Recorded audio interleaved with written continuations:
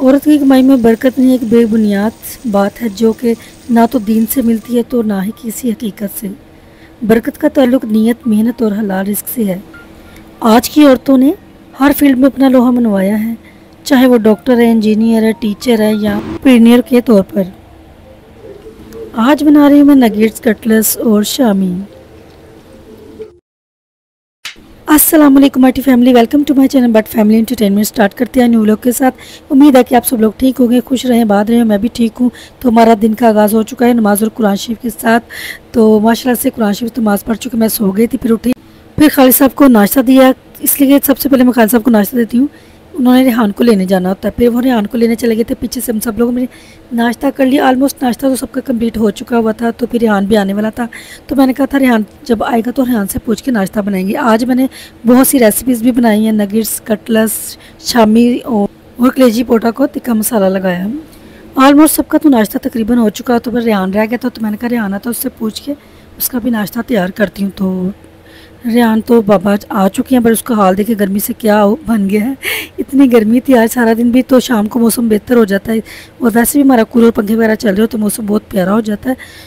शरोज़ को 3 दिन से बहुत ज़्यादा बुखार है, वो उसको मेडिसिन भी लेके दे रहे हैं। तीसरा दिन है आज, तो कोई फ़र्क भी नहीं पड़ा। इतना तेज़ बुखार था कि मुझे तो बहुत टेंशन होने लगी थी। मैंने तो डॉक्टर से कहा था इसके टेस्ट वगैरह लिख दें। टेस्ट वगैरह सारा CBC की कंप्लीट करवाई, तो करंट तो इसको कोई मसला नहीं, ना डेंगू है, ना कोई मलेरिया, ना कोई टाइफाइड, कुछ भी नहीं है।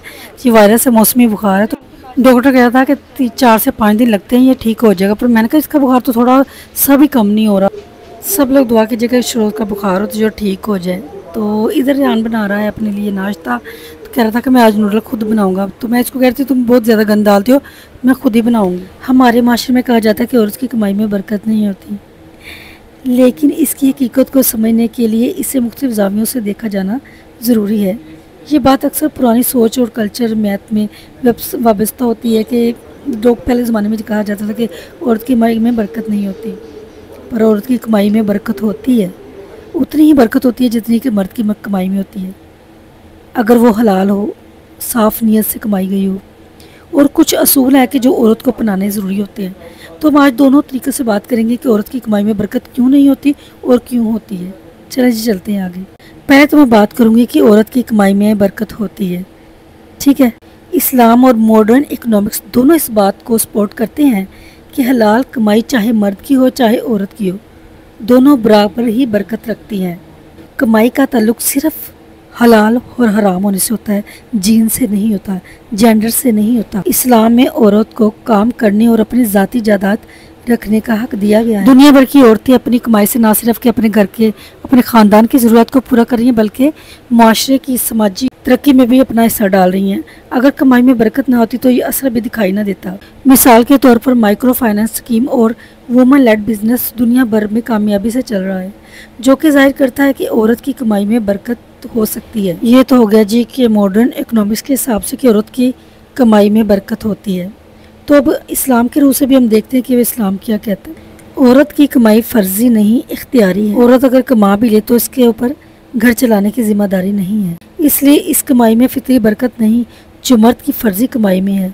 अल्लाह ताला ने औरत के लिए पर्दा, हया और घर की हिफाजत को अहम 3 जिम्मेदारी बनाया है। जब वो घर के दायरे से बाहर निकलती है तो या तो पर्दे के असूल को मजरू करती है, या मर्द की जिम्मेदारी में खलल आता है, या घरेलू तरबियत मुतासिर होती है। जितनी औरतें कमा रही हैं इतना सुकून क्यों नहीं। आज के दौर में लाखों औरतें नौकरियां कर रही हैं, मगर ख़ानदान बिखर गए हैं, तलाक की शरह बढ़ गई है, बच्चों की तरबियत कमज़ोर हो गई है, माँ बाप के लिए वक़्त नहीं रहा। ये सब इस बात की दलील है कि इस कमाई में फितरी बरकत नहीं है।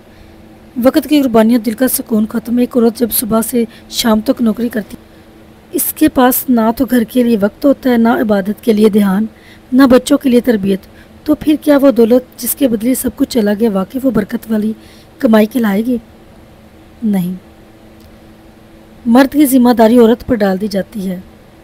जब औरत कमाती है तो मर्द लापरवाह हो जाता है, अपना फ़र्ज़ औरत पर डाल देता है और माँ का रोल नौकरानी पर आ जाता है और शोहर की वक़ार मजरू हो जाता है। कुछ लोग पूछते हैं कि हज़रत खदीजा रज़ियल्लाहु अन्हा तो खुद ताजरा थी। जी हाँ, मगर वो मुकम्मल शरीय दूध में रहकर अपने माल से दूसरों के ज़रिए कारोबार करवाती थी, और उनकी दौलत को हुज़ूर सल्लल्लाहु अलैहि वसल्लम ने दीन के लिए इस्तेमाल किया है, ना कि दुनिया कमाने के लिए। आज की औरत जब बाहर जाकर नौकरी करती है तो वो उसी तरीके पर नहीं बल्कि मखलूत माहौल, बेपर्दगी और दुनियावी दौड़ में उलझ जाती है। इसलिए औरत की कमाई में आज की दुनिया में ना दीनी बरकत है ना दिली सुकून। इस्लाम ने औरत को इज्जत दी है, कफालत का हक दी है, मगर कमाई का बोझ नहीं डाला। जब औरत अपनी असल जगह यानी घर में रहे तो बरकत घर में होती है, असलों में होती है, दिल में होती है। जब औरत घर छोड़कर कमाई की तरफ दौड़ में शामिल होती है तो दौलत आती है लेकिन सुकून चला जाता है, बरकत ख़त्म हो जाती है।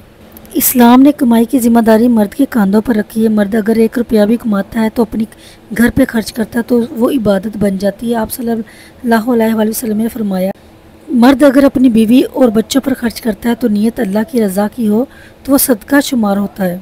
औरत की कमाई इख्तियारी मगर फितरत के ख़िलाफ़। जब कोई चीज़ फितरत के ख़िलाफ़ हो तो इसमें 2 चीज़ें तो ज़रूर जाती हैं, एक सुकून और एक बरकत।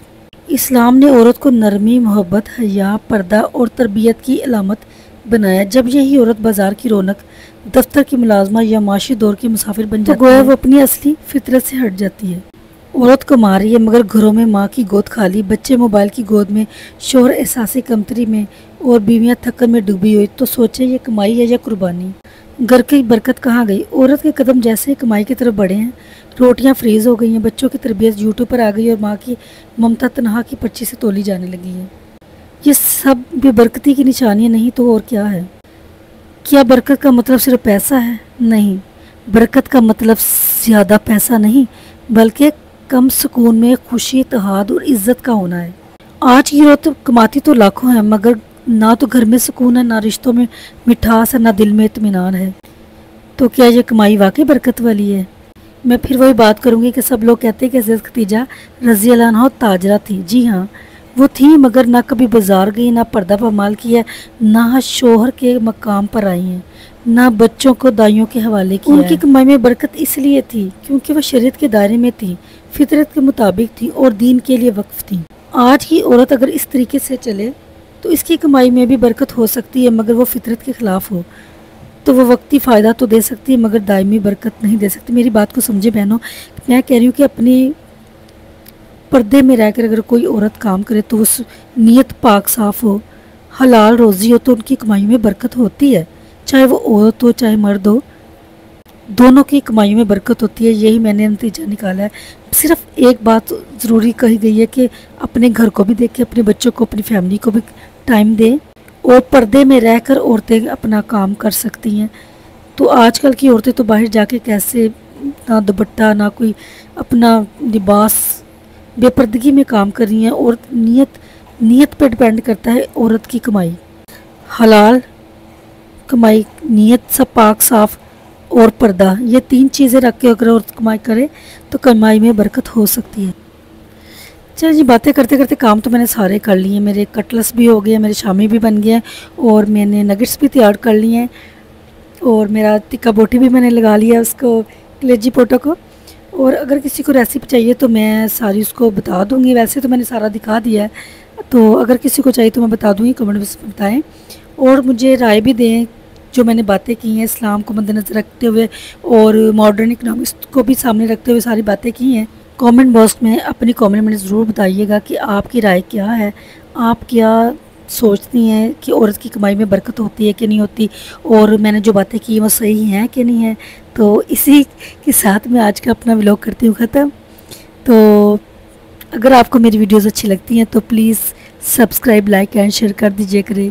मुझे आपके सपोर्ट की बहुत ज़्यादा ज़रूरत है। मैं अपने रिश्तेदारों को भी कह रही हूँ कि कमेंट तो कर दिया करो, कोई कमेंट ही नहीं करता, देख के चले जाते हो।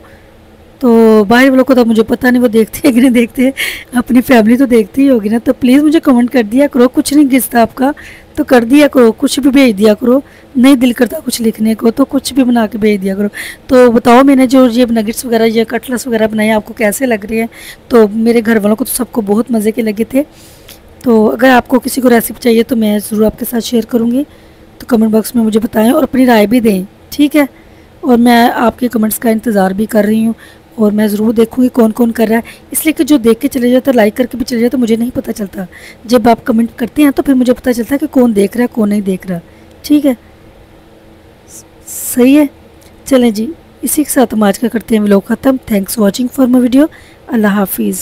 बच्चों को रोने पर मत मारो। नबी सल्लल्लाहु अलैहि वसल्लम ने फरमाया बच्चों को रोने पर ना मारो, इसलिए कि 4 माह तक रोना ला इलाहा इल्लल्लाह मोहम्मद रसूलुल्लाह की गवाही देता है, और उसके बाद 4 माह का रोना नबी सल्लल्लाहु अलैहि वसल्लम का पर दरूद भेजता है, और उसके अगले 4 माह का रोना वालिदैन के लिए दुआ करता है। अपने बच्चों से प्यार किया करें और उनको अपना दोस्त बनाएं और दोस्त बनकर रहें उनके साथ। अगर आप उनके साथ दोस्त बनेंगे तो उनको बाहर से दोस्त ढूंढने की ज़रूरत नहीं पड़ेगी, वो अपनी हर चीज़ आपके अंदर से तलाश करेंगे। आजमा के देखिएगा।